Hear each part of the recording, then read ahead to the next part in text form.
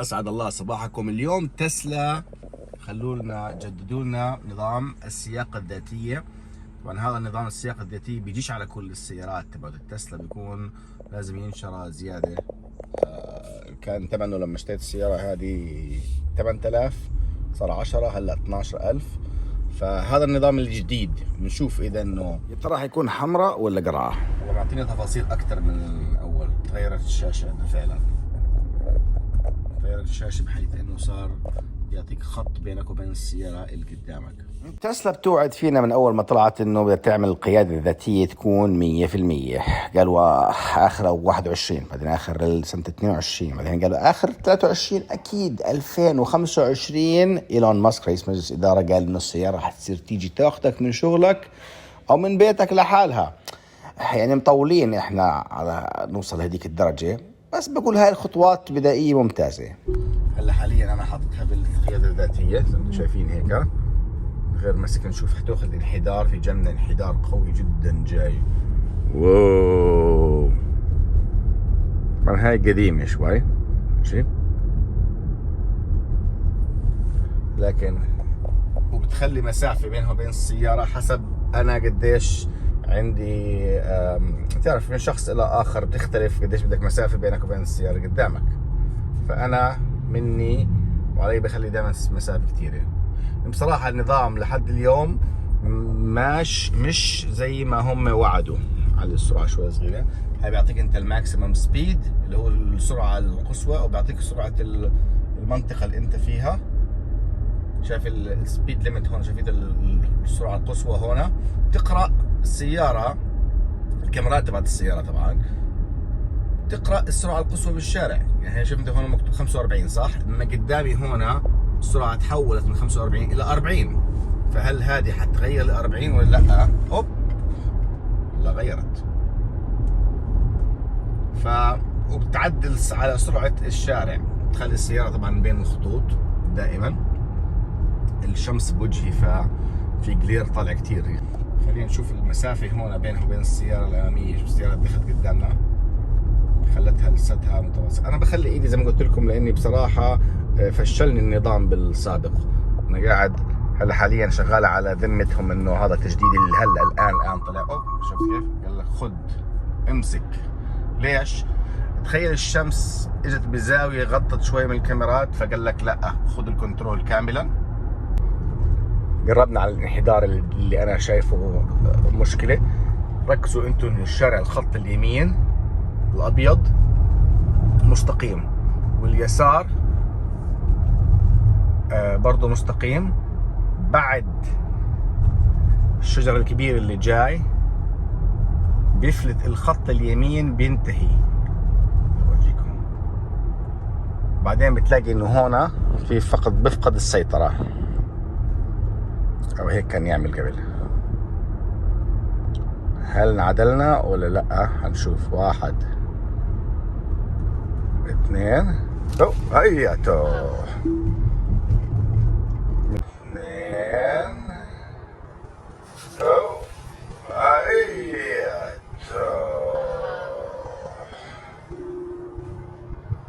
مجرد ان الخط اليمين طالع عليه حشيش بزياده، فالسياره كانت راح تهور. يعني واحد كان ماشي بسرعه شوي اكثر من هيك كان راح فيها.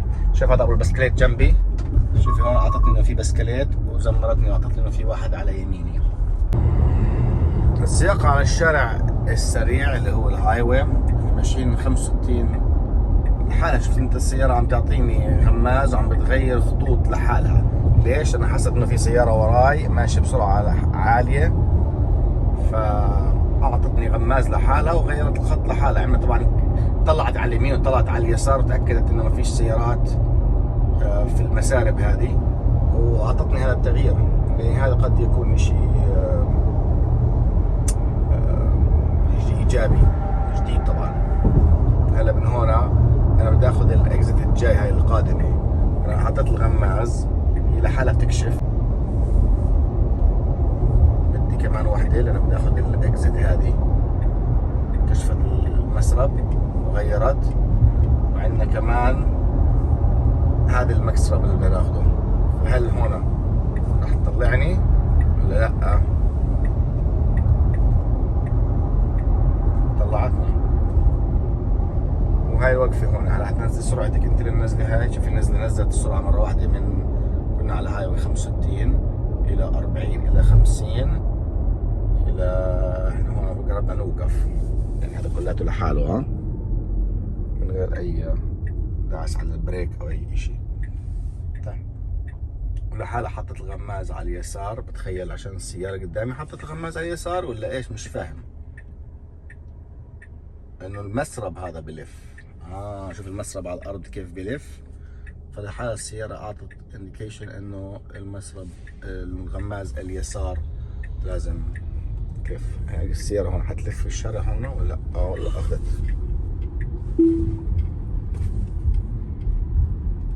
شايفين السرعة القصوى هنا؟ معطيك 50.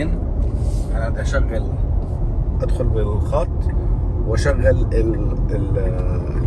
أفعل القيادة الذاتية بمجرد إنك تدعس هاي مرتين. هيك فعلت القيادة الذاتية وصارت السيارة تقرأ لوحات الشارع، يعني إنه أعلى سرعة 50 أنا معلي عليها. هلا جايين إحنا قدامنا أعلى سرعة رح تصير 60. إحنا هتغير هاي 60. نشوف هنا قرأتها ولا لأ. هاي قرأتها. شفت كيف عدلت؟ خلت أعلى سرعة 60. هلا أنا على الشارع السريع من غير أي تدخل. طبعا بخلي ايدي دائما قريبه لانه هذا لحد الان الموضوع لا يعتمد عليه. ف حياتنا سايقين طبعا هاي ممتازه جدا للسفرات الطويله يعني، او الناس اللي بتحب تعمل تكست وهي ماشيه او تطلع على شويه اشياء بالفيديوهات. هذا النظام مصمم لإلها. هاي الاشاره قدامنا خضراء، هون معطيك انه اشاره خضراء. شايف الضوء الاخضر ضلت ماشيه. هلا اشاره قدامنا حمراء. هاي هل حتوقف ولا حنضرب؟ وقفت واعطتك انه الاشاره حمراء. يعني في تطور لكن لسه قدامنا كتير، لانه السيارات العامله سياقه ذاتيه كامله ان كانت تبعت جوجل او سيارات الوامو تبعت اريزونا، هي صارت خضراء الاشاره مشيت لحالها السياره. هاي مره ثانيه زي ما انتم شايفين في شويه في خربطه قالت لك تدخل فتدخلت انا. هاي التدخل بقول لك حط ايديك على الستيرنج. وامو او سيارات شيبانج تبعت بالصين او نيو، هذول كلهم بيستخدموا نظام اللايدار اللي هو الليزر رادار. هذاك طبعا كثير ادق من النظام اللي عم يستخدمه تسلا. تسلا هون بتستخدم كاميرات وسنسرات فقط، هناك عم يستخدموا اللايدار. هذاك متطور جدا، نفس النظام اللي بيستخدموه في السفن شو بسموه هذول تبعون الفضاء، المراكب الفضائيه. فهذاك الليزر رادار طبعا لانه كان غالي جدا جدا، كان سعر اليونت الوحده لا تقل عن $300,000 من 6-7 سنين. لكن اليوم صار نفس اليونت هي حقها $4,000. ليش؟ لانه الصين دخلت في صناعه اللايدار بكميات اكبر فنزلوا سعره. هاي ملخص الموضوع. فقدامنا كم سنه القادمين حتصير تشوف نفس السيارات هذه تنزل باللايدار وحتكون ادق بكثير، لانه اللايدار بيقيس بسرعه الليزر البعد ما بينك وبين السيارات اللي حواليك، فكتير ادق وفيش فيها الخبطات هاي اللي بتحسسوها انتم هون. هلا كفايه كلام عن السياقه الذاتيه. هلا شو رايك بسياره تسلا نفسها؟ هاي مش اول تسلا نشتريها، بس اول واحدة ناخذها جديدة للبيت. صار 2 مع زوجتي، مبسوطة فيها بصراحة، ما فيش فيها ولا غلطة لحد الآن. قبليها كان معنا موديل اكس اخذناها مستخدمة عمرها 3 سنين، جننتني. بتغير عجال كل 3 أشهر. العجال الاماميات مش زي الخلفيات، وعشان وزنها كتير ثقيل بتاكل عجال من جوا. غير انه الابواب اللي بيفتحوا بسكروا دول جدا مش عمليات، وخاصه انه فلوريدا دائما بتمطر، فعندك كل ما تفتح الابواب لفوق بالكراسي الخلفيه بتعبوا مي، بدك تقعد تنشف فيهم. خلاص السياره مش لإلي. يعني يبدو انه برضه اشتريناها مستخدمه برضه كان فيها مشاكل تانية، وانصحش انه اي حدا يشتري موديل اكس او انها مستخدمه بالذات ابعدوا عنها. اما الموديل واي ما في شيء ولا مشكله لحد الان. النظام الشحن تبعها موجوده بكل زاويه باي مدينه فيك يا امريكا، اللي هو السوبر تشارجر سيستم تبع تسلا. غير انه عندي في البيت طبعا بشحنها بالليل، بس اذا مضطر عندك مشوار بعيد الشحن الواحد بياخذ 300، يعطيك 300 مايل يعني 400 كيلومتر، وبتشحنها ب20 دقيقة. بينما كل الشركات التانية فورد، جي ام، فولكس واجن، اي واحدة تانية بيشحنوا بسيستم اسمه الكتريفاي امريكا، تعيس جدا، اماكنه قليلة جدا، ودائما الشحنات خربانة، والشحن الواحدة بتقعد من 3 ساعات ل8 ساعات عشان تعطيك 80% اللي بحكي عنها. يعني بالمرة مش عامل الموضوع. فإذا انت عايش في امريكا ما تمسك اي اشي غير تسلا لموضوع الشحن في الطريق. غير هيك يعني موضوع السرعة وهذا، السيارة سريعة، بس أنا مش هذا الموضوع اللي جاي أحكي فيه. الناس كتير بيحكوا في موضوع السرعة، مش أنا.